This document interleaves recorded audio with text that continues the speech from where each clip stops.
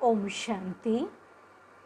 आज प्यारे बाप दादा के अनमोल महावाक्य है अव्यक्त वाणी। इसकी रिवाइज डेट 31 मार्च 1990 और आज की तारीख 24 अप्रैल 2022। मुख्य हेडिंग रहम दिल और बेहद की वैराग्य वृत्ति। आज लवफुल और मर्सीफुल बाप दादा अपने समान बच्चों को देख रहे हैं। आज बाप दादा विश्व के सर्व अनजान बच्चों को देख रहे थे। भले अनजान हैं लेकिन फिर भी बच्चे हैं। बाप दादा के संबंध से सर्व बच्चों को देखते हुए क्या अनुभव किया कि मेजॉरिटी आत्माओं को समय प्रति समय किसी न किसी कारण से जाने अनजाने भी वर्तमान समय मर्सी अर्थात रहम की दया की आवश्यकता है और आवश्यकता के कारण ही मर्सीफुल बाप को याद करते रहते हैं। तो चारों ओर की आवश्यकता प्रमाण इस समय रहम दृष्टि की पुकार है, क्योंकि एक तो भिन्न भिन्न समस्याओं के कारण अपने मन और बुद्धि का संतुलन न होने के कारण मर्सीफुल बाप को व अपनी अपनी मान्यता वालों को मर्सी के लिए बहुत दुख से परेशानी से पुकारते रहते हैं। चाहे अनजान आत्माएं बाप को न जानने के कारण अपने धर्म पिता व गुरुओं को व इष्ट देवों को मर्सीफुल समझकर पुकारते हैं। लेकिन आप सब तो जानते ही हो कि इस समय सिवाय एक बाप परम आत्मा के और किसी भी आत्मा द्वारा मर्सी मिल नहीं सकती। भले बाप उन्हों की इच्छा पूर्ण करने के कारण भावना का फल देने के कारण किसी भी इष्ट को व महान आत्मा को निमित्त बना दे, लेकिन दाता एक है।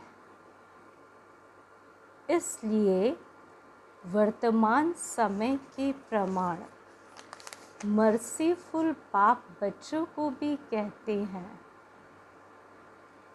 कि बाप के सहयोगी साथी भुजाएं आप ब्राह्मण बच्चे हो, तो जिस चीज़ की आवश्यकता है वह देने से प्रसन्न हो जाते हैं। तो मास्टर मर्सीफुल बने हो। आपके ही भाई बहनें हैं, चाहे सगे हैं व लगे हैं, लेकिन है तो परिवार के। अपने परिवार की अनजान परेशान आत्माओं के ऊपर रहम दिल बनो। दिल से रहम आए। विश्व की अनजान आत्माओं के लिए भी रहम चाहिए और साथ साथ ब्राह्मण परिवार के पुरुषार्थ की तीव्र गति के लिए व स्व उन्नति के लिए रहम दिल की आवश्यकता है। स्व उन्नति के लिए स्व पर जब रहम दिल बनते हैं तो रहम दिल आत्मा को सदा बेहद की वैराग्य वृत्ति स्वतः ही आती है। स्व के प्रति भी रहम हो कि मैं कितनी ऊंचते ऊंच बाप की वही आत्मा हूँ और वही बाप समान बनने के लक्ष्यधारी हूँ। उस प्रमाण ओरिजिनल श्रेष्ठ स्वभाव व संस्कार, उसमें अगर कोई कमी है तो अपने ऊपर दिल का रहम कमियों से वैराग्य दिला देगा। तो बाप दादा आज यही रूह रिहान कर रहे थे कि सभी बच्चे नॉलेज में तो बहुत होशियार हैं, पॉइंट स्वरूप तो बन गए हैं, लेकिन हर कमज़ोरी को जानने की पॉइंट्स हैं। जानते भी है कि यह होना चाहिए, करना नहीं चाहिए, तब भी पॉइंट स्वरूप बनना है। बाबा कहते ये जानते हुए भी पॉइंट स्वरूप बनना और जो कुछ व्यर्थ देखा सुना और अपने से हुआ उसको फुल स्टॉप की पॉइंट लगाना नहीं आता। पॉइंट्स तो हैं, लेकिन पॉइंट स्वरूप बनने के लिए विशेष क्या आवश्यकता है? अपने ऊपर रहम और औरों के ऊपर रहम। भक्ति मार्ग में भी सच्चे भक्त होंगे, वह आप भी सच्चे भक्त बने हों। आत्मा में रिकॉर्ड भरा हुआ है ना, तो सच्चे भक्त सदा रहमदिल होते हैं, इसलिए वे पाप कर्म से डरते हैं। बाप से नहीं डरते, लेकिन पाप से डरते हैं, इसलिए कई पाप कर्म से बचे हुए रहते हैं। तो ज्ञान मार्ग में भी जो यथार्थ रहम दिल है, उसमें 3 बातों से किनारा करने की शक्ति होती है। जिसमें रहम नहीं होता, वे समझते हुए जानते हुए 3 बातों के परवश बन जाते हैं, और वह तीनों बातें हैं अलबेलापन, ईर्ष्या और घृणा। कोई भी कमज़ोरी व कमी का कारण 90% यह तीनों बातें होती हैं। और जो रहमदिल होगा वह बाप के साथी धर्मराज की सत्ता से किनारा करने की शुभ इच्छा रखते हैं। जैसे भक्त डर के मारे अलबेले नहीं होते, ऐसे ब्राह्मण आत्माएं बाप के प्यार के कारण धर्मराजपुरी से क्रॉस न करना पड़े, इस मीठे डर से अलबेले नहीं होते। बाप का प्यार उससे किनारा करा देता है, अपने दिल का रहम अलबेलापन समाप्त कर देता है। और जब अपने प्रति रहम भावना आती है तो जैसी वृत्ति, जैसी स्मृति, वैसी सर्व ब्राह्मण सृष्टि के प्रति स्वतः ही रहम दिल बनते हैं। तो यह है यथार्थ ज्ञान युक्त रहम। बिना ज्ञान के रहम कभी नुकसान भी करता है,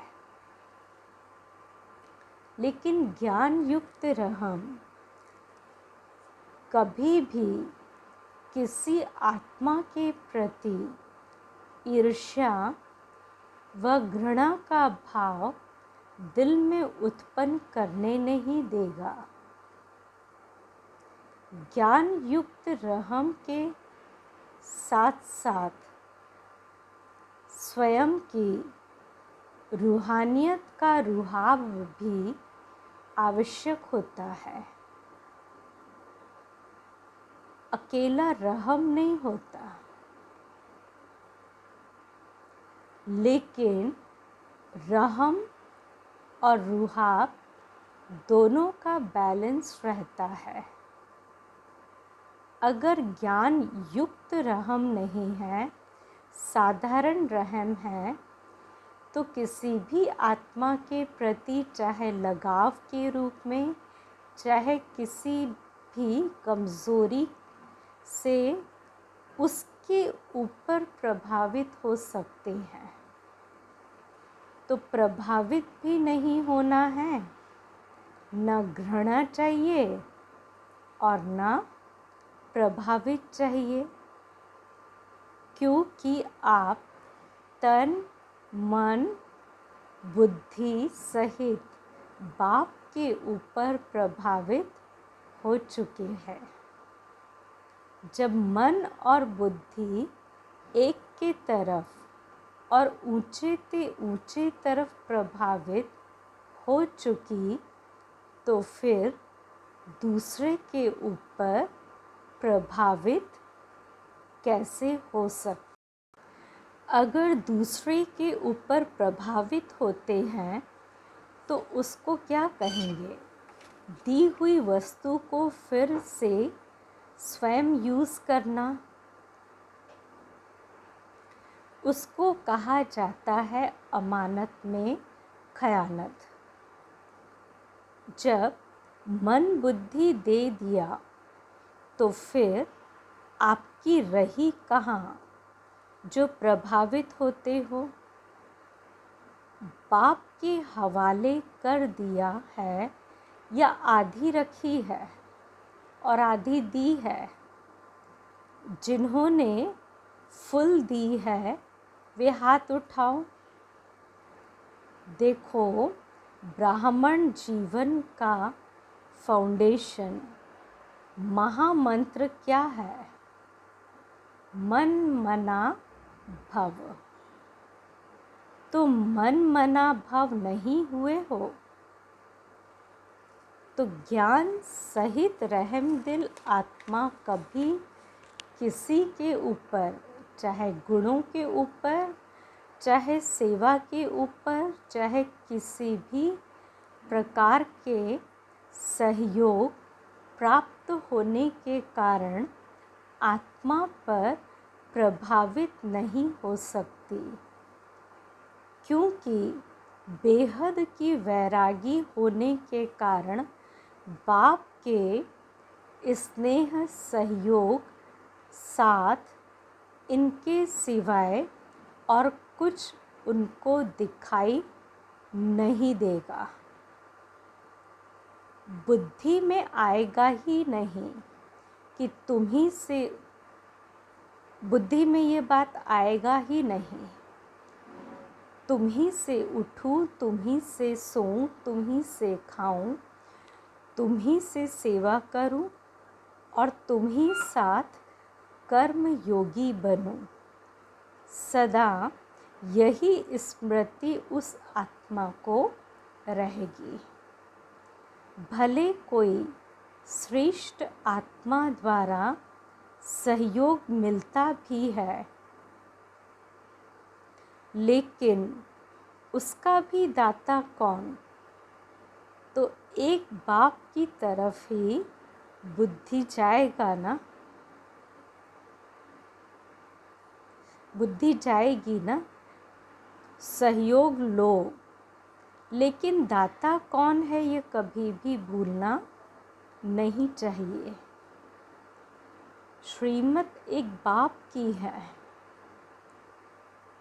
कोई निमित्त आत्मा आपको बाप की श्रीमत की स्मृति दिलाती है, तो उनकी श्रीमत नहीं कहेंगे, लेकिन बाप की श्रीमत को फॉलो कर औरों को भी फॉलो कराने के लिए स्मृति दिलाती है। तो निमित्त आत्माएं, श्रेष्ठ आत्माएं कभी यह नहीं कहेंगी कि मेरी मत पर चलो, मेरी मत ही श्रीमत है, यह नहीं कहेंगी। श्रीमत की फिर से स्मृति दिलाते, इसको कहते हैं यथार्थ सहयोग लेना और सहयोग देना। दीदी की दादी की श्रीमत नहीं कहेंगे। निमित्त बनते हैं श्रीमत की शक्ति स्मृति दिलाते हैं, इसलिए कोई भी आत्मा के ऊपर प्रभावित नहीं होना। अगर किसी भी बात में किसी पर प्रभावित होते हैं, चाहे उसके नाम की महिमा पर, रूप पर व किसी विशेषता पर, तो लगाव के कारण, प्रभावित होने के कारण बुद्धि वहाँ अटक जाएगी। अगर बुद्धि अटक गई तो उड़ती कला हो नहीं सकती। अपने ऊपर भी प्रभावित होते हैं कि मेरी बहुत अच्छी प्लानिंग बुद्धि है, मेरा ज्ञान बहुत स्पष्ट है, मेरी जैसी सेवा और कोई कर नहीं सकती, मेरी इन्वेंटर बुद्धि है, गुणवान हूँ। यह अपने ऊपर भी प्रभावित नहीं होना है। विशेषता है, प्लानिंग बुद्धि है, लेकिन सेवा के निमित्त किसने बनाया? मालूम था क्या कि सेवा क्या होती है? इसलिए स्व उन्नति के लिए यथार्थ ज्ञान युक्त रहम दिल बनना बहुत आवश्यक है। फिर यह ईर्ष्या घृणा समाप्त हो जाएगी। तीव्र गति की कमी का मूल कारण यही है। तीव्र गति की कमी का मूल कारण यही है, ईर्ष्या व घृणा या प्रभावित होना। चाहे अपने ऊपर चाहे दूसरे के ऊपर। और चौथी बात सुनाई अलबेलापन। यह तो होता ही है, टाइम पर तैयार हो जाएंगे। तो यह सब क्या है? अलबेलापन। बाप दादा ने एक हंसी की बात पहले भी सुनाई। ब्राह्मण आत्माओं की दूर की नज़र बड़ी तेज है और नज़दीक की नज़र थोड़ी कमज़ोर है। इसलिए दूसरों की कमी जल्दी दिखाई देती है और अपनी कमी देरी से दिखाई देती है। तो रहम की भावना लवफुल भी हो और मर्सीफुल भी हो, इससे दिल से वैराग्य आएगा। जिस समय सुनते हैं वह भट्टी होती है, रूह रिहान होती है, उस समय तो सब समझते हैं कि ऐसे ही करना है। वह अल्पकाल का वैराग्य आता है, दिल का नहीं होता। जो बाप को अच्छा नहीं लगता उससे दिल से वैराग्य आना चाहिए। अपने आप को अच्छा नहीं लगता है, लेकिन बेहद की वैराग्य वृत्ति का हल चलाओ। रहम दिल बनो। कई बच्चे बहुत अच्छी अच्छी बातें सुनाते हैं। कहते हैं जब कोई झूठ बोलता है तब बहुत गुस्सा आता है। झूठ पर गुस्सा आता है या कोई गलती करता है तो गुस्सा आता है। वैसे नहीं आता, उसने झूठ बोला, यह तो ठीक है, उसको रॉन्ग समझते हो और जो आप गुस्सा करते हो वह फिर राइट है क्या? रॉन्ग को कैसे समझा सकते? उसका असर कैसे हो सकते हैं? उसका बाबा कहते हैं उसका असर कैसे हो सकता है? उस समय अपनी गलती को नहीं देखते, लेकिन दूसरे की झूठ की छोटी बात को भी बड़ा कर देते हैं। ऐसे समय पर रहम दिल बनो। अपनी प्राप्त हुई बाप की शक्तियों द्वारा रहम दिल बनो, सहयोग दो। लक्ष्य अच्छा रखते हैं कि उनको झूठ से बचा रहे हैं। लक्ष्य अच्छा है, उसके लिए मुबारक हो, लेकिन रिज़ल्ट क्या निकली? वह भी फेल, आप भी फेल। तो फेल वाले को क्या पास करवाएगा? कई फिर समझते हैं कि हमारी जिम्मेवारी है उसको अच्छा बनाना, आगे बढ़ाना, लेकिन जिम्मेवारी निभाने वाला पहले अपनी जिम्मेवारी उस समय निभा रहे हो या दूसरे की निभाते हो? कई नियमित टीचर्स बनते हैं और समझते हैं छोटों के लिए हम जिम्मेवार हैं, इसको शिक्षा देनी है,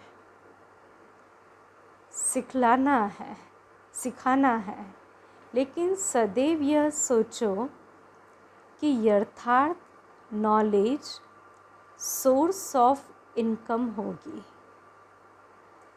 अगर आपके शिक्षक की जिम्मेवारी से अगर आपने शिक्षक की जिम्मेवारी से शिक्षा दी तो पहले ये देखो कि उस शिक्षा से दूसरे की कमाई जमा हुई, सोर्स ऑफ इनकम हुआ या सोर्स ऑफ गिरावट हुई।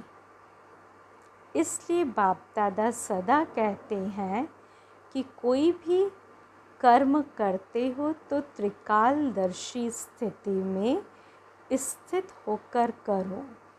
सिर्फ वर्तमान नहीं देखो कि इसने किया इसलिए कहा, लेकिन उसका भविष्य परिणाम क्या होगा वह भी देखो। जो पास्ट आदि अनादि स्थिति ब्राह्मण आत्माओं की थी, अब भी है और आगे भी रहेगी, उसी प्रमाण है। तीनों काल चक्र करो, तीनों काल चेक करो तो समझा बाप दादा क्या चाहते हैं। स्व उन्नति तो करेंगे लेकिन परिवर्तन क्या करेंगे। चाहे महारथी हो चाहे नए हो, बाप दादा की एक ही शुभ आश है। जितना चाहते हैं उतना अभी हुआ नहीं है, रिजल्ट तो सुनाएंगे ना। बाप दादा अल्पकाल का वैराग्य नहीं चाहते हैं, निजी वैराग्य आए। जो बाप को अच्छा नहीं लगता वह नहीं करना है, नहीं सोचना है, नहीं बोलना है। तो इसको बाप दादा कहते हैं दिल का प्यार। अभी मिक्स है, कभी दिल का प्यार है तो कभी दिमाग का प्यार है। माला का हर एक मणका हर एक मणके के साथ समीप हो, स्नेही हो, प्रगति के लिए सहयोगी हो। इसलिए माला रुकी हुई है, क्योंकि माला तैयार होना अर्थात युगल दाने के समान एक दो के भी समीप स्नेही बनना। पहले 108 की माला बने तब दूसरी बने। बाप दादा बहुत बार माला तैयार करने के लिए बैठते हैं, लेकिन अभी पूरी ही नहीं हुई है। मणका मणके के समीप तब आता है, अर्थात बाप उसको पिरोता तभी है जब उस मणके को 3 सर्टिफिकेट हो। वो 3 कौन से? बाप पसंद, ब्राह्मण परिवार का पसंद और अपने यथार्थ पुरुषार्थ पसंद। तीनों बातें चेक करते हैं तो मणका हाथ में ही रह जाता है, माला में नहीं आता है। तो इस वर्ष कौन सा स्लोगन याद रखेंगे? त्रिमूर्ति बाप और विशेष तीनों संबंध द्वारा 3 सर्टिफिकेट लेना है और औरों को भी दिलाने में सहयोगी बनना है। माला का समीप मणका बनना ही है। तो सुना, स्व उन्नति क्या करनी है। जैसे ब्रह्मा बाप का फाउंडेशन नंबर 1 परिवर्तन में क्या रहा, बेहद का वैराग्य।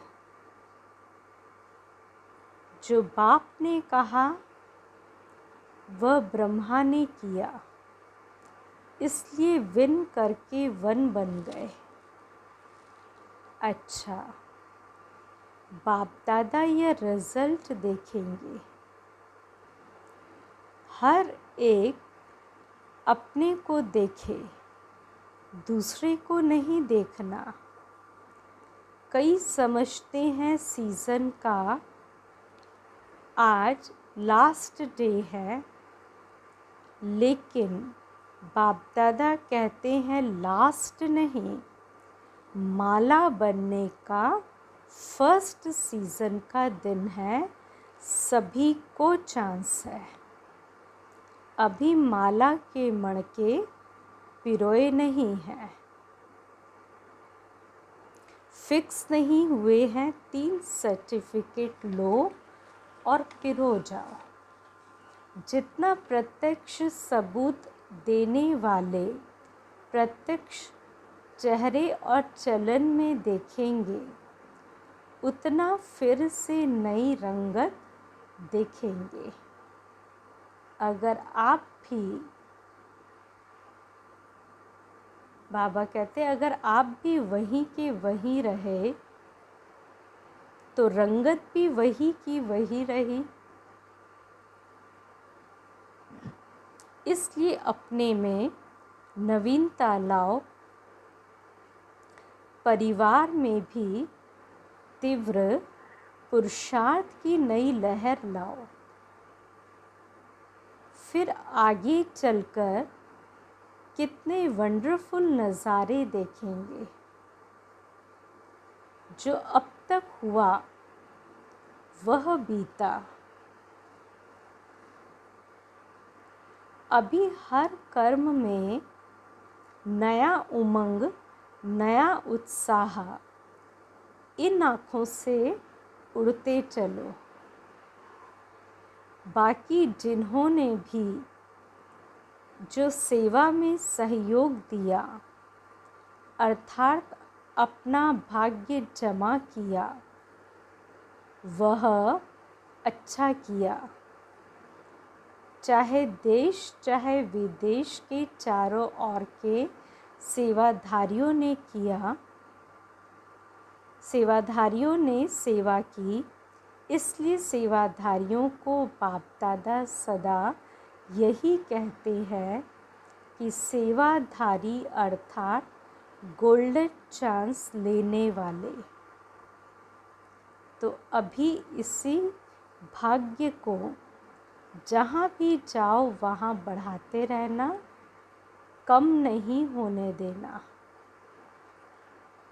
थोड़े समय का चांस सदा के लिए तीव्र पुरुषार्थ का गोल्डन चांस दिलाता रहेगा। सेवाधारी भी जो चले गए हैं अथवा जो जा रहे हैं, सभी को मुबारक हो। अच्छा, सर्व रहम दिल श्रेष्ठ आत्माओं को सदा स्वयं को स्व उन्नति की उड़ती कला में ले जाने वाले तीव्र पुरुषार्थी आत्माओं को सदा हर समय एक बाप को सदा अनुभव करने वाले अनुभवी आत्माओं को सदा बाप के दिल की आशाओं को पूर्ण करने वाले कुल दीपक आत्माओं को सदा अपने को माला के समीप मणके बनाने वाले विजयी आत्माओं को विश्व की बेहद की वैराग्य वृत्ति से हर समय बाप को फॉलो कर बाप समान बनने वाले अति स्नेही राइट हैंड बच्चों को बाप दादा का याद प्यार और नमस्ते। हम बच्चों की बाप दादा को याद प्यार, गुड मॉर्निंग और नमस्ते।